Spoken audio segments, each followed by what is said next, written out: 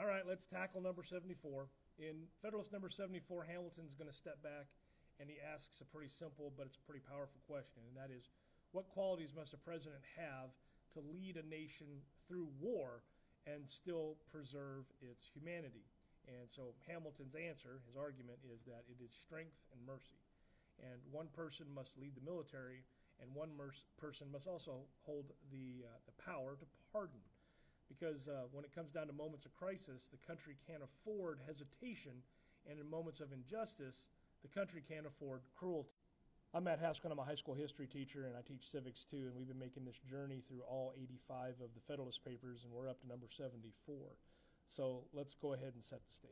So Federalist 74 tackles two powers that really seem unrelated, commanding the nation's armed forces, but also granting pardons to individuals convicted of crimes. But Hamilton sees a connection here, and that is that both roles demand something. They demand fast decision-making, moral judgment, and also a single person that's fully accountable for the outcome.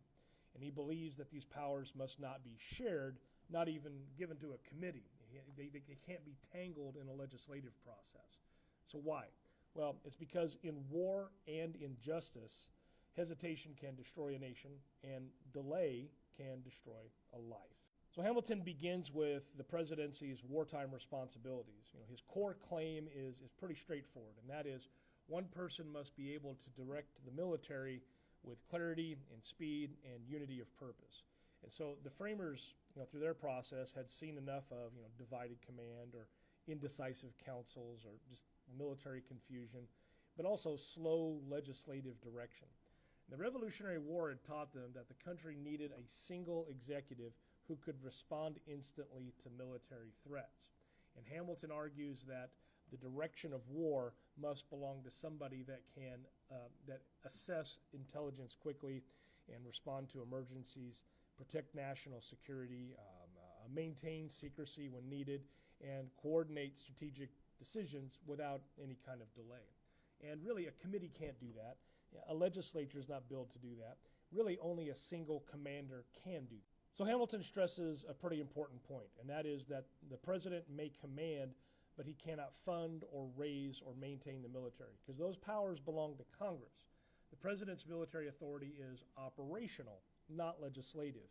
So Hamilton, well, let's say this. The president, forces the Congress. The president's military authority is operational. It's not legislative. And he leads forces that Congress creates and using resources that Congress approves. So Hamilton is trying to define a balance. Congress builds, shapes the sword, and the president ends up wielding the sword. So why unity matters in that then? Well, Hamilton goes on to emphasize that war is really unpredictable, because in wartime, decisions have to be immediate and precise and confidential and accountable, but also unified. And if 2 or 3 different executives happen to share that role, disagreements can lead to slower action, and secrecy becomes impossible to maintain. Strategy gets all mixed up and muddled, and accountability just disappears. And Hamilton, he argues that the fate of the nation should never hinge on a divided command. And so the commander-in-chief must be one person, and that person must be the president. Hamilton next turns to one of the most controversial powers in the Constitution, and that is the president's authority to pardon. And Hamilton defends it pretty boldly. He believes that the pardon power must be swift and compassionate and flexible, and also fully vested, placed in one individual. Well, why? Well, because the justice system, though necessary, is also imperfect. And in a republic, if it is to remain humane, it must give someone the power to correct any type of. Why the pardon belongs to one person then? Well, Hamilton argues that a single person is more capable of mercy than a committee. A group tends to be rigid and political and slow and can be vengeful or just unwilling to act at all. And so committees are better at punishment than they are forgiveness. And Hamilton wants mercy to be personal and thoughtful and decisive and deliberate and unpoliticized. And one person feels the moral weight, that moral weight of granting or denying a pardon. A group kind of disperses responsibility until it all just it disappears. So Hamilton makes a pretty dramatic argument. In times of rebellion or crisis, the power to pardon could prevent civil war. When groups rise up and violence escalates quickly, a well-timed pardon offered by a single leader could do things like end bloodshed or encourage a surrender or promote reconciliation, possibly restore order, and prevent future or further loss of life. Hamilton wrote that humanity and expediency sometimes require mercy more than punishment.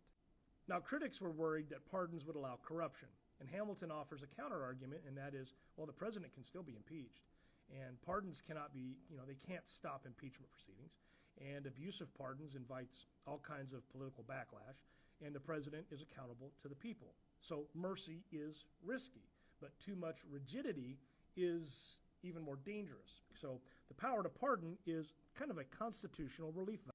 So let's get to Hamilton's 5 reasons why, the reasoning behind his argument. And one is that war requires unity, a single commander. And split leadership in war then creates confusion and increases risk. Thirdly, then, mercy requires decisiveness, which is in a single pardoning authority. Fourth, committees are bad at forgiveness and slow in emergencies. And 5, Hamilton's, the president has to hold both of these powers. And you hold both of those powers to protect national security and constitutional justice, right? So there's number 74 in those 5 easy steps. So moving on to his tone then, and when he writes this essay, he's not writing it like a philosopher. He's writing more like, he's a man who's lived through war and he's seen injustice firsthand. Because Hamilton knows that war does demand clarity and justice does demand compassion. But executive powers must be united and always accountable. This is Hamilton defending the executive as both a protector and a moral actor. His deeper moral message is that strength and mercy are not opposites. They're actually partners. And so a nation without a strong commander can fall into chaos. A nation without mercy, well, it falls into cruelty. And Hamilton wants a president that can fight when necessary and forgive when appropriate. And real leadership involves both. And when we take number 74 into the modern arena, right, it does remain relevant because you have debates over military power and wartime decision-making, executive authority, use and abuse of pardons, which we've been kind of seeing, national emergencies, and then just like reconciliation and justice. And every major discussion about how the commander-in-chief acts or how presidential pardons work, it all traces back to Hamilton's arguments here in number 74. Which takes us to our 3 takeaways. One is that military leadership must be unified, one commander, one voice. 2, mercy works best when one person is responsible for it. And 3, the president's powers in war and in justice are strong, but also they're always constitutionally limited and politically accountable. Number 74 is Hamilton's argument that the president, must be trusted with great responsibility because someone, has to be. War cannot wait for committee debate. Mercy cannot wait for bureaucratic approval. And so the framers wanted a president that was strong enough to protect the Union and human enough to offer forgiveness. So you have strength without cruelty, mercy without weakness, and power with accountability. And, that's the vision. So, if this one helped you understand the president's, military and pardoning powers, I hope it helped, especially in light of things that are going on today. I hate to get, too bogged down into the political current events, but I think we can see the connections. But hey, you know what? Hang around with me. We'll have 75 tomorrow, and man, we'll have 10 more to go with the Federalist Papers. And in number 75, just kind of looking ahead here, Hamilton discusses the president's shared treaty power with the Senate. All right. So thanks for hanging around for this. Gosh, they've been long lately, but I appreciate you watching. Take care.